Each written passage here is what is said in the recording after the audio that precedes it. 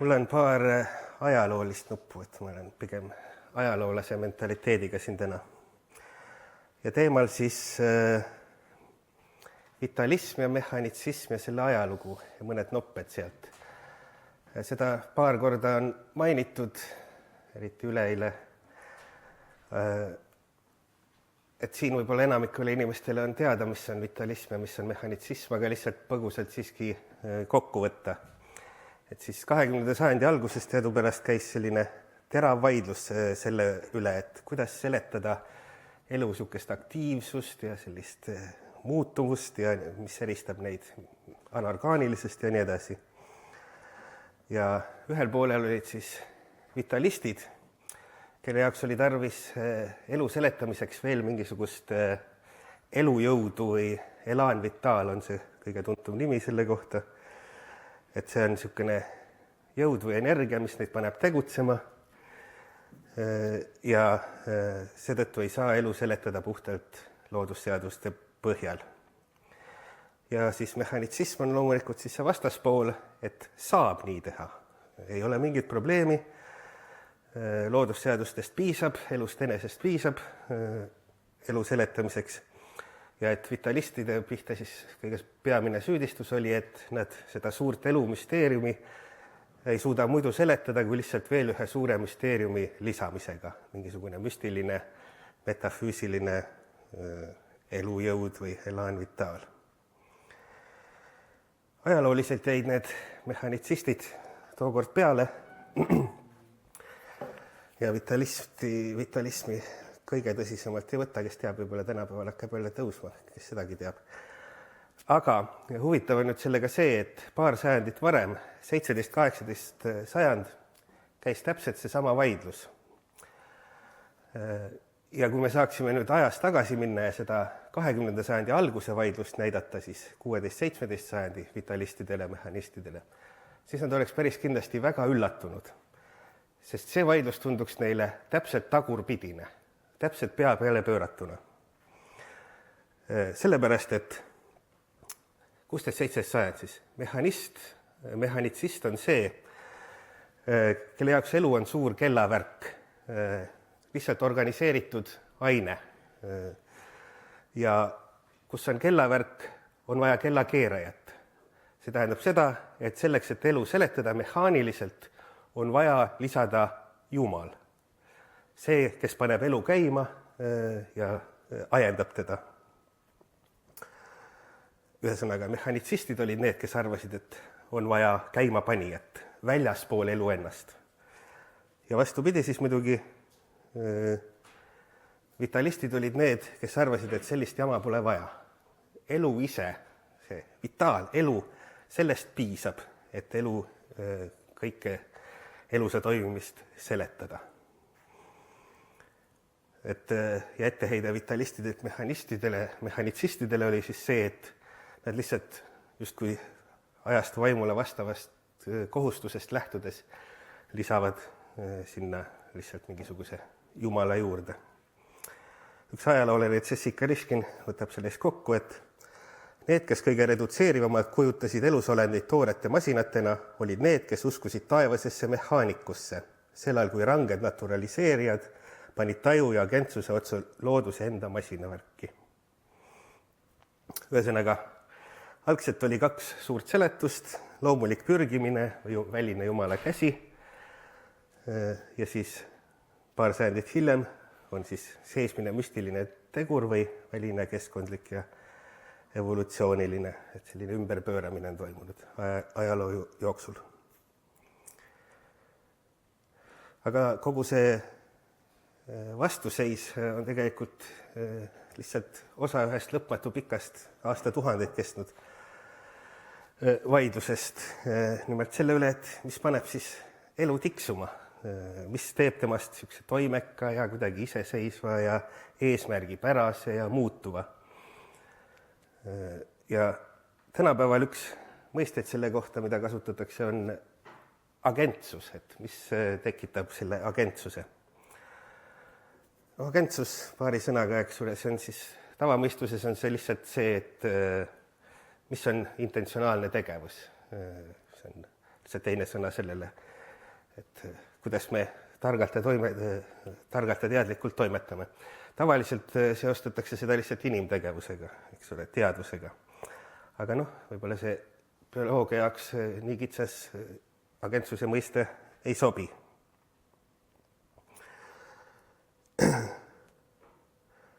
Ja varasemal ajal oli 2 inspiratsiooni selle agentsuse mõiste, tol ajal seda nii ei nimetatud, aga tänapäeval siis võime natuke anakronistlikult ma kasutan seda. Aristotelese entelechia ja Spinoza mõiste konatus olid need 2 mõistet, mida nad kasutasid, eks ole, ja mõlema keskeks oli see idee, et elusolendid peavad kogu aeg pürgima, kogu aeg tegutsema selleks, et iseennast alal hoida, et püsida samasena. Ja see on vast iseorganiseerumise idee kuidagi algupära. Ühesõnaga tegutseda selleks, et olla.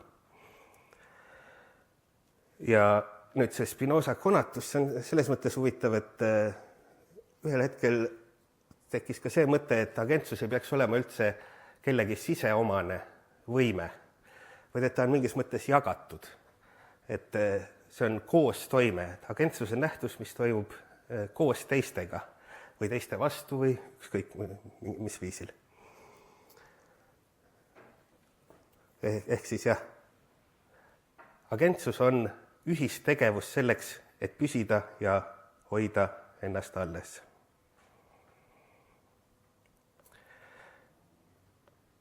Niisiis, kui nüüd tagasi minna selle vitalismi ja mehhanitsismi juurde, siis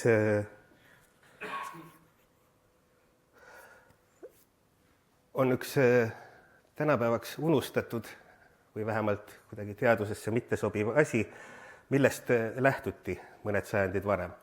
Ja see oli idee, et aine, ka mehaaniline kõik, on ise aktiivne. Et olla aineline ja olla aktiivne ei olnud vastuolulised ideed siin 16-17 sajandit.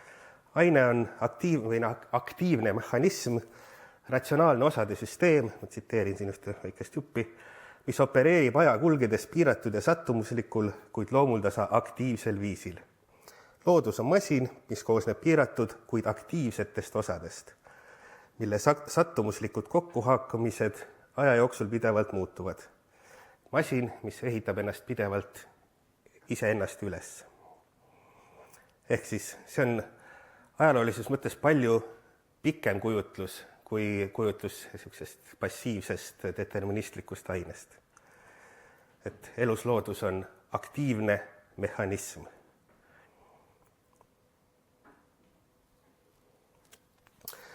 Ühe näite siis selle kohta, et mida tähendab mõelda aktiivsest ainest või agentsest mehhanismist. Üks selline tegelane oli kuulus filosoof Leibniz. Temalt pärineb see tore väljend, et elu on rahutu kell, the restless clock. Sest seda tuleb ometigi seletada. Kuidas on nii, nagu nüüd see on siis nii-öelda nende vanade vitalistide seisukohast, et kuidas on nii, et me seletame elu puht aineliselt, puht loodusseaduste põhjal, aga seletada tuleb aktiivsust ja eesmärgipärasust, tunnetusvõimet. Ja väide siis Leibnizil oli selge. Elu ja masin on samalaadsed asjad, sest nagu ta ka räägib, elusolendid on kõige mehaanilisemad asjad maailmas. Sel ajal, kui inimeste loodud masinad on ka justkui eluvormid, aga lihtsalt viletsad, primitiivsed. Ja ühe põhjenduse ta leiab järgmisel viisil. See oli ka ajajärk, kus esimest korda hakati natuke varem mikroskoobiga vaatlusi tegema. Ja sealt leidis ta suure hea põhjenduse. Kui sa võtad mõne inimese tehtud masinaosa, mingi hammasratta, paned mikroskoobi alla, seal ei ole teisi masinaid.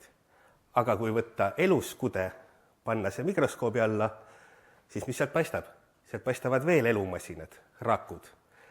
Ja ta muidugi arutab edasi ka, et kes teab, kui võtta rakud, panna need mikroskoobi alla, äkki seal on veel väiksemad elusolendid. Et nii-öelda aktiivne elu kui masinavärk läheb lõputult põhjani välja. Ma tsiteerin ka siis väike jupikene Leibnizilt siis. Ma määratlen organismi ehk loodusliku masina sellena, milles iga osa on masin ja järelikult läheb tema vigurite peenus lõpmatuseni välja ja miski ei ole tähelepanuta jätmiseks piisavalt väike. Sellel kui meie kunstlike masinate osad ei ole ise masinad. Niisugune on looduse ja kunsti erinevus. Ja midagi sarnast mõttes tegelikult ka René Descartes. Tuntud nimi, aga mis puutub nii-öelda elusloodusesse, siis tavaliselt see lugu, mida teatakse, on see, et ta mõtles, et elu on lihtsalt mehaaniline aparaat, loomade karjed on nagu hammasrataste krigin, et võib vabalt opereerida, seal mingit teadust ega midagi pole. See on arusaam Descartesist, mis tekib kartesiaanide põhjal järgmise sajandiga peale Descartesi. Descartesist endast seda nii kergelt üles ei leia. Sest ta oli pigem sama meelt kui Leibniz, et elu ja masinad on lihtsalt samalaadsed nähtused, et neil pole mingit fundamentaalset vahet, mingit järsku vahet. See, millest teda huvitas rääkida, on meetod. Tema kõige kuulsam raamat, eks ole, arutlusmeetodist on näiteks.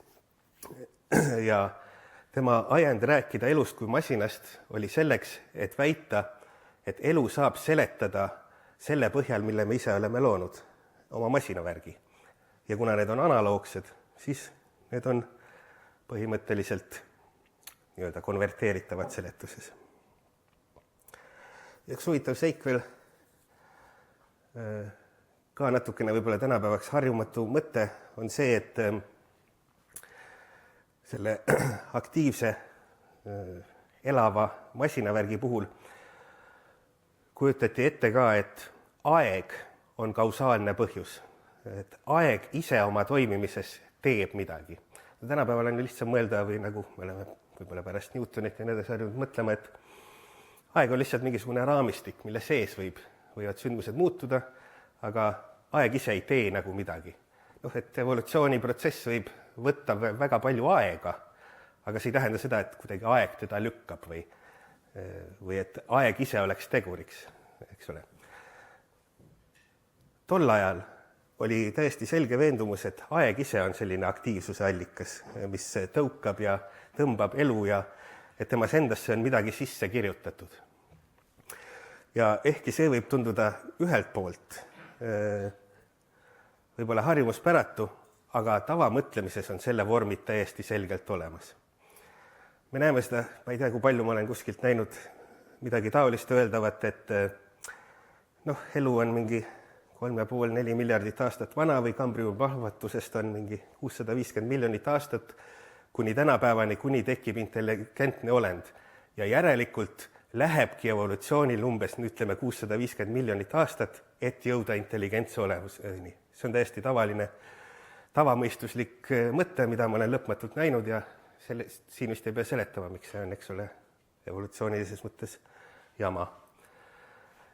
Ajalooga põhimõtteliselt ajalooga on sama lugu, kujutus progressist, et kuskil võib-olla 8-10 000 aastat tagasi tekkis põllumajandus, paiknemine ja nüüd 8000 aastat hiljem, ütleme, on tekkinud tööstusrevolutsioon ja teadus ja nii edasi.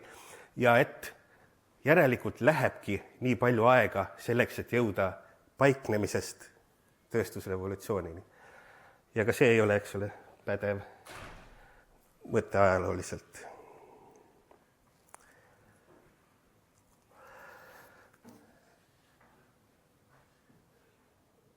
Ja nüüd veel üks väike seik selle kohta. Ühesõnaga, tähendab, see, mis ma just rääkisin, see on ka põhimõtteliselt teleoloogilise mõtte ajendav mõttekäik. Et aeg ise lükkab kuskile suunda. Aga jällegi, kui tulla mehhanitsismi ja vitalismi juurde tagasi, siis neid ei saa samastada. Ei ole nii, et vitalistid on olnud mingid teleoloogilised, nagu võib teinekord jääda mulje, et mehhanitsistid ei olnud. Ma otsisin artiklit kirjutades igasuguseid allikaid ja leidsin sellise tsitaadi. Mehhanism ja teleoloogia ei välista teineteist, pigem on nad üksmeelel. Ilma teleoloogiata ei oleks mehhanismi, vaid ainult toorete jõudude segadus. Ja ilma mehhanismita ei oleks teleoloogiat, sest kuidas saaks viimane muidu oma eesmärke teostada. Kes see metafüüsik oli, kes nii rääkis? August Weismann. Tuntud siis hiirtega katsetaja ja lamarkismi ümberlükkaja. Ma olin väga üllatunud, kui ma nägin, et ta kirjutab põhimõtteliselt sellistes terminites, et teleoloogia on mehhanismi jaoks vajalik ja paratamatu. Ja võib-olla siis veel viimase seigana, et Kaleviga mainis organitsismi, mis 20. sajandi alguses oli aktiivne. Ja see on ka huvitav nähtus, võib-olla rohkem tänapäeva jaoks kõnekam, et sel ajal, kui vitalistid ja mehhanitsistid omavahel tuliselt vaidlesid, siis oli loomulikult alati ka kõiksugu sünteesijaid ja kolmanda tee otsijaid ja organitsism oli siis üks nendest kesksetest, et kelle jaoks mõlemad, nii mehhanitsistid kui vitalistid, on põhilise asja ära unustanud. Ja selleks on elu ise, organismide kasv, ontogenees, et nende ideeks oli, et keskele panna arengubioloogia ja vaadata, kuidas sellest johtuvalt hakkavad paistma evolutsioon ja nii edasi. Kunagi, kui ma sattusin juhtumisi Scott Gilbertiga rääkima, tema on see evo-tevo tegelane, evolutsioonilise arengubioloogia tegelane, siis ma küsisin ta käest, et kuidas tema arvates, et mis on tema jaoks kõige lühem definitsioon evolutsioonile. Ja ta vastas väga lühidalt, evolutsioon on ontogeneesi muutus ajas. Ja juba 20. sajandi alguses siis olid need tegelased, kes pahandasid mõlema poolega, nii vitalistide kui mehhanitsistidega. Ja võib-olla see on huvitav seik, et epigeneetika valguses ja evo-teva valguses see on võib-olla kõige huvitavam asi, vähemalt minu jaoks bioloogias tänapäeval. Nii, ühesõnaga, kui mul on sellel jutul mingisugune moraal, siis on see lihtsalt selles, et ajalugu tegelikult ja sügavalt võttes see on palju paeluvam, kui on väga paljud sellised nii-öelda kõik teavad tüüpi jutud. Probleem on sellega, et sellised populaarsed ajalood ja sellised kõik teavad tüüpi lood, need kipuvad kogu aeg minema lihtsateks moraalijutlusteks, kes on head ja pahad ja üks kaotab ja teine võidab ja kui vaadata seda ajalugu täpsemalt, siis põhimõtteliselt viimase 300 aasta jooksul seal mehhanistide, vitalistide, teleoloogia, kogu selles vaidluses on praktiliselt leiab kuskilt iga kombinatsiooni. Et mehhanitsist, kes arvab, et aine on aktiivne, ei ole mingit probleemi. Vitalist, kes arvab, et kõik on mehaanikaseaduste järgi seletatav, ei ole probleemi, kõiki neid leiab. Et selles mõttes selline aktiivne ajalugu on või nii-öelda sügavamini minnes on palju paeluvam ja palju keerukam. Ühe viimase värkusena veel, mida ma hoomasin, kui vaadata, kes siis pooldab mida, kes on rohkem vitalismi poole, kes on rohkem mehaanika poole, siis hakkab silma, et evolutsioon ja geneetika, kui need võtta aluseks, siis on pigem kalduvus mehhanismi poole, kui on arengubioloogia, embrüoloogia, siis pigem vitalismi poole. Nii et ühesõnaga, sügavuti mineva ajalugu on põnevam kui moraalijutlused. Kõik, aitäh!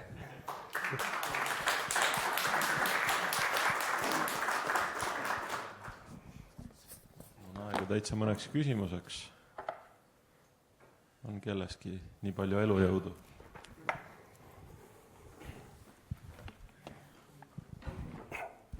Aitäh. Ajalugu on hästi huvitav küll ja tõesti sealt võib kõike leida, mida vähegi tahad välja mõelda. Aga kuidas siis tegelikult on? Mis enda positsioon on?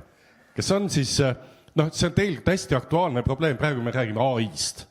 Eks ole, on inimesed, kes ütlevad, et üks on AI saab vist palju targemaks, ta saab palju täiuslikumaks, kui inimene iganes on, ja teine ütleb, et on lihtsalt üks järgordne vasin. Et mis su enda positsioon on siis? Mis elusse puutub, siis ma olen selline tagasihoidlik inimene, ma jätan selle bioloogide jaoks kindlaks teha, et ma kuulen neid esmajärjekorras, et nii palju ma võin öelda, et lihtsalt filosoofia huvilisena see nii-öelda vitalistlik pool, aga ma panen see suured jutumärgid, on huvitavam sellepärast, et see nagu üks küll oma ilma teooria ja vaadata, kuidas tervikorganismid oma keskkonnas hakkama saavad ja kui palju neid erinevaid on ja kogu see elurikkus on nagu filosoofiliselt huvitavam ja näiteks molekulaarbioloogiast on sageli raskem leida lihtsalt filosoofi jaoks huvitavaid seikusid, et selles mõttes ma kaldun sinnapoole. Aga mis puutub AI-sse, siis see on lihtsalt haip. Ma isegi ei tahaks sellest rääkida. See on lihtsalt palagan. Jah. On veel kellelgi küsimusi? No nii. Arheoloogid. Aitäh. See arheoloogi positsiooni ei võta praegu. Lihtsalt natuke tahan kommenteerida, et komplekssüsteemide maailma vaatenurgast see Leibnizi viide näiteks oli väga lahe ja uus. Aga mis ma peamiselt on kommenteerida, et kõik need teemad, mis sa välja tõid, on praegu täiesti aktuaalsed. Kaasa arvatud ka see ajaroll, siuke kontseptsioon nagu arrow of time, läbi komplekssüsteemide aeg omandab täiesti teistsuguse tähenduse ja mingis mõttes uutmoodi määravas rollis. Et jah, tahtsingi kommenteerida, et see mul on hullult hea meel, et mõnusad üllatused tulid siin ettekandest. Väga tore, et võib-olla pärast, kui sul on mõnda head tutvustavat allikat, mida lugeda, siis hea meelega vaataks, et võib-olla pärast siis ka. Aga ma arvan, et kuna elu ongi lihtsalt niivõrd mitmekesine, siis need mõlemad asjad, need mehhanitsism ja see teleoloogia paralleelselt lihtsalt kehtivadki. Nii, Aleks või?